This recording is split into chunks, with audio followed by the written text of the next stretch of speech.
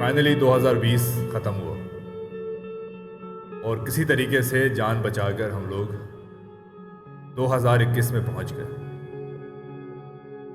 کیونکہ 2020 اب ایک ماضی بننے والا ہے۔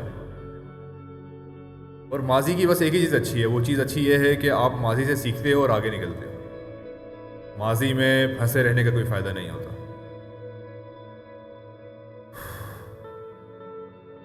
2020 ایک ایسا سال تھا جس نے پوری انسانیت کو اندر سے ہلا کے رکھ دیا۔ ایک ایسا سال جس نے کچھ ایسے داغ دے دیے جنہیں ہم شاید کبھی بھی بھول نہیں پائیں گے۔ لوگ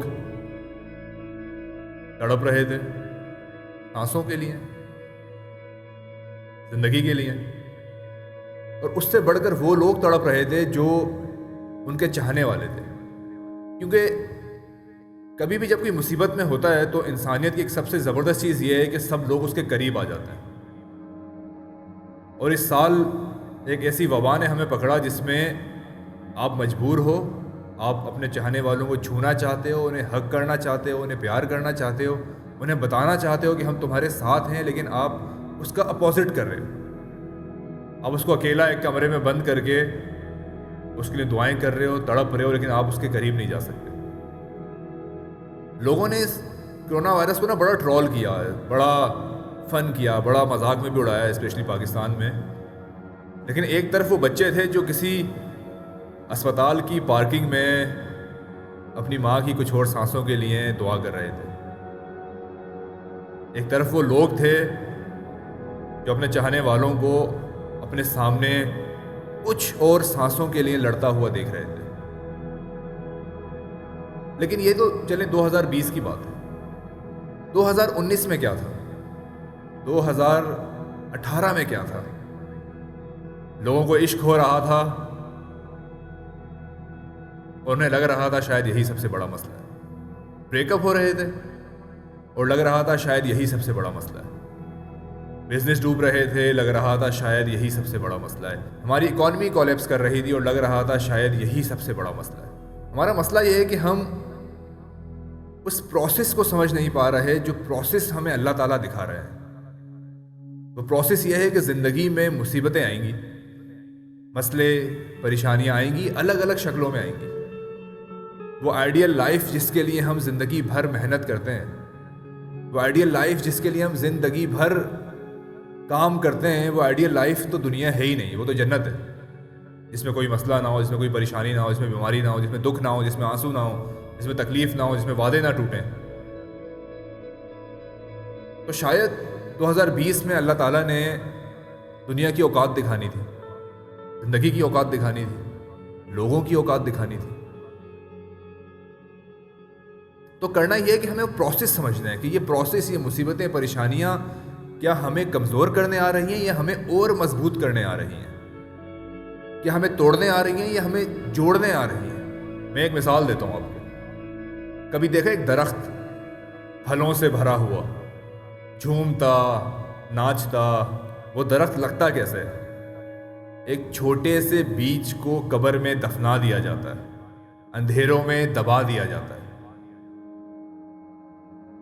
پھر اس چھوٹے سے بیج کو پھاڑا جاتا ہے، شاخیں نکلتی ہیں، زمین میں پھیلتی ہیں، پودا چھوٹا سا مٹی چیر کر باہر نکلتا ہے۔ کیا اس کے ماں باپ ہوتے ہیں جو اسے بچاتے ہیں؟ کیا خاندان والے ہوتے ہیں؟ کیا دوست ہوتے ہیں؟ کیا لوگ ہوتے ہیں؟ سہارے ہوتے ہیں؟ وہ چھوٹا سا پودا بارشیں دیکھتا ہے، طوفان دیکھتا ہے، سیلاب دیکھتا ہے، آندھیاں دیکھتا ہے، خزاں دیکھتا ہے، بہار دیکھتا ہے، وہ سوکھ جاتا ہے، وہ کھل جاتا ہے۔ اسے پروسیس پہ پتہ ہوتا ہے کہ اللہ تعالیٰ نے اسے ایک درخت بنانا ہے، ایک مضبوط درخت جو چھاؤں دے گا، ہزاروں لوگوں کو پھل دے گا۔ تو جب ایک درخت جو سالہ اپنی جگہ سے ہل بھی نہیں سکتا اتنی آزمائشوں سے گزرتا ہے، تو تم انسان جو اشرف المخلوقات ہو، کس چیز کا ڈپریشن ہے؟ کیا مسئلے ہیں؟ کس چیز کا رونا ہے؟ جب تمہیں بول دیا کہ تم اشرف المخلوقات ہو تو آزمائشیں آئیں گی، مصیبتیں آئیں گی، اپنے بچھڑیں گے، لیکن وہ ہر ایک شخص جو بچھڑ رہا ہے اس نے ملنا بھی تو ہے۔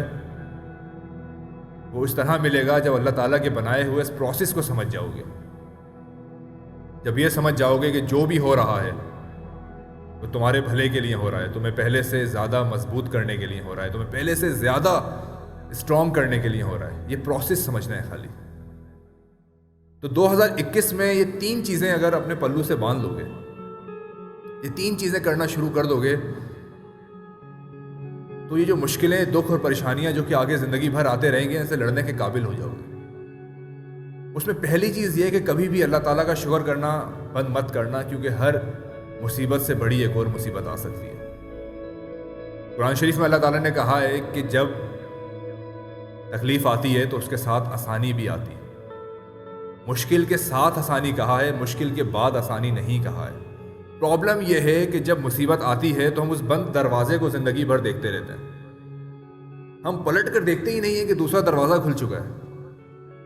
ہم سالوں گزار دیتے ہیں اس مشکل کے بارے میں شکوے شکایتیں کرتے ہوئے, اس بند دروازے کو دیکھتے ہوئے, لیکن دوسرا دروازہ کھل چکا ہوتا ہے.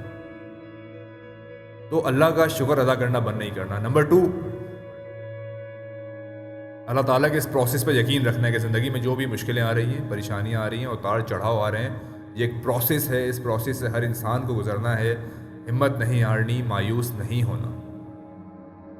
صرف اس لیے کہ کسی نے تمہارا دل توڑ دیا, صرف اس لیے کہ کسی نے وعدہ کیا اور تمہیں چھوڑ دیا, صرف اس لیے کہ کسی نے ساتھ نہیں نبھایا, صرف اس لیے کہ کسی نے تمہیں تنہا چھوڑ دیا, اس خدا پر یقین کرنا مت چھوڑو جس نے تمہیں کبھی اکیلا نہیں چھوڑا, جس نے بے شمار دفعہ تمہیں گرنے سے بچایا ہے اور تمہیں پتہ تک نہیں لگنے دیا. تو دوسری چیز یہ ہے کہ خدا کے پروسیس پہ یقین رکھنا ہے. اس بات پہ یقین رکھنا ہے کہ جو بھی ہو رہا ہے کسی کی مرضی سے ہو رہا ہے اور وہ تمہارا برا نہیں چاہتا. تیسری چیز یہ ہے کہ خود کو ایسا مضبوط درخت بنانے کی کوشش کرو جو پھل دے, جو چھاؤں دے, جو آسانیاں پیدا کرے, مشکلیں پیدا نہیں کرے, کیونکہ مشکلیں آتی رہیں گی. لیکن اس بات پہ انحصار ہوگا کہ تم کتنے مضبوط ہو اور تم کتنا مقابلہ کر سکتے ہو. خوش رہیں اور بیسٹ آف لک 2021 کے لیے. Thank you.